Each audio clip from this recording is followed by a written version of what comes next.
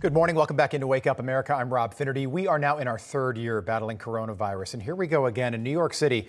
The city just issuing a high alert for people, advising them to wear masks indoors once again. And for people 65 and older, they are now being advised to wear masks outdoors as well.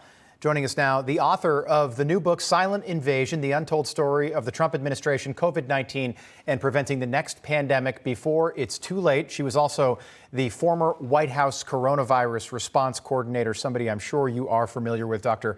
Deborah Birx. Dr. Birx, great to have you on this morning. Good morning.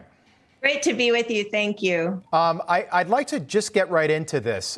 In your opinion, right now, are we doing enough? Is the administration, the Biden administration, doing enough right now to prevent what will inevitably be another pandemic at some point down the road? You know, I keep saying to them, stop planning for the next pandemic, deal with the one you have right now, and treat every single hospitalization and death as a failure of programming. That's how we turned around the HIV pandemic across the world, is we treated every new infection as a failure of our programming. When you take that approach, you find out what the barriers are, and they're not simplistic barriers that keep coming out, that these are red counties versus blue counties. It is much more complex than that. And I learned that from really being on the ground throughout the first year of the pandemic. Yeah, I wish that we would do more counting of hospitalizations and deaths versus just the aggregate of cases. That always seemed a little peculiar, and those little tickers on the bottom of the screen seemed to go away right after the 2020 election, which was also peculiar and political. Looking back at your time in the White House, what would you do differently, and what do you wish the Trump administration did differently, maybe in the early days of COVID-19? Well, January and February, we got very behind, just like New York City right now is reacting late. When you get behind community spread, you really can't prevent the hospitalizations and deaths.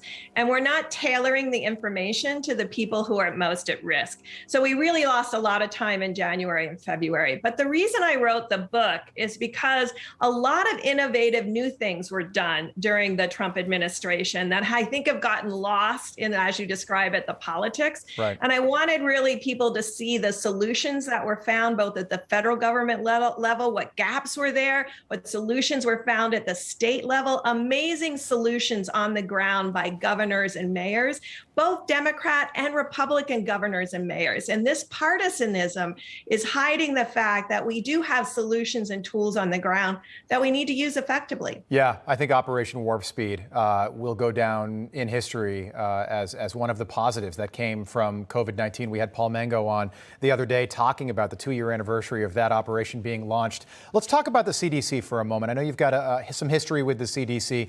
Do you think Americans will ever fully trust what the CDC says again? Well, I spent 16 years at the CDC, and interestingly enough, the reason I was requested to originally go to the CDC during the Bush administration was because of their failure to execute and implement PEPFAR, the President's Emergency Plan for AIDS Relief, to change the course of the HIV pandemic across the globe, which we have done.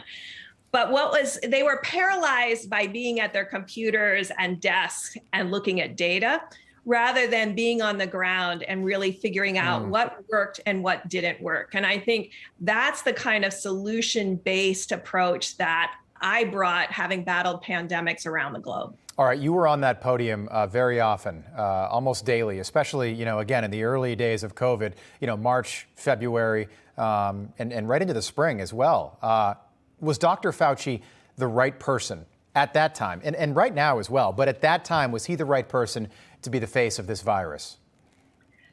Well, I think there were many faces of the viruses then, and Dr. Fauci and I go back almost 4 decades. No, and before you answer, I know that. So I don't want you to insult a colleague, but Dr. Fauci's reputation has taken a hit. And I think that once the history is written of COVID-19, Donald Trump certainly, Joe Biden now, but Dr. Fauci really was the public face of this virus. The guy had a bobblehead. He was throwing out pitches at baseball games. This man was beloved. I don't think he is nearly as much now. But looking through that lens, was he really the right person at age 79 to be leading us through this?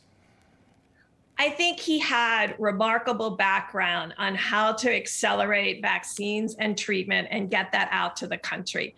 I think joined with my background and Bob Redfield's background on ability to translate big picture down to the ground level so it can be implemented. That's what you need. You need all of those faces. And I think he was disproportionately available to the American people. That's why I went out and did a lot of local work, because he was doing the national work. And I think national cable and other networks had a preference to have Dr. Fauci on. But that didn't keep me from getting the information out to the American people. And I think that's what's important. I think that's what's missing now is real transparency in the information so that Americans know what they need to do.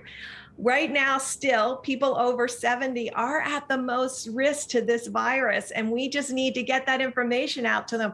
But I appreciate you, because I really wanted to make sure that people knew in rural areas that the issue is they don't have access to health care. Yeah. There's no primary health care out in our rural America any longer. And when the urban hospitals fill up, the rural Americans don't have a place to go. So they're not getting the same level of health care that many in the urban areas have access. Yeah, no, you make a great point. And I do remember that. You were available to the local media, you know, the 200 plus media markets, local news around the country. Dr. Fauci, I think it's an understatement to say that he made himself available. He was highly available to the network media, particularly the left-leaning network media. Let's face it, that's the way it was when everybody wanted Dr. Fauci as a guest.